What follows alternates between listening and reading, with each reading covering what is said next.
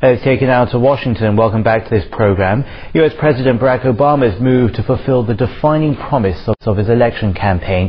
He says all American combat troops will be withdrawn from Iraq by the end of August 2010. David Rathbun takes a look at that.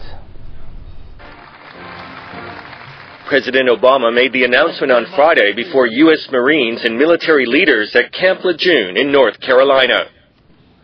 We have acted with careful consideration of events on the ground, with respect for the security agreements between the United States and Iraq, and with a critical recognition that the long-term solution in Iraq must be political, not military. The end date for Iraq War combat operations is later than Obama had promised voters as a presidential candidate. But it is still a hastened exit, which Obama says is a necessity, both for the future of Iraq and to allow the U.S. to refocus its attention more firmly on Afghanistan. The U.S. president applauded the military for its role in creating an improved situation in Iraq.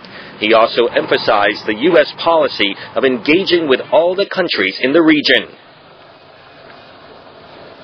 It's time for Iraq to be a full partner in regional dialogue, and for Iraq's neighbors to establish productive and normalized relations with Iraq. And going forward, the United States will pursue principled and sustained engagement with all the nations in the region, and that, by the way, will include Iran and Syria. The Iraq War helped fuel Obama's presidential bid.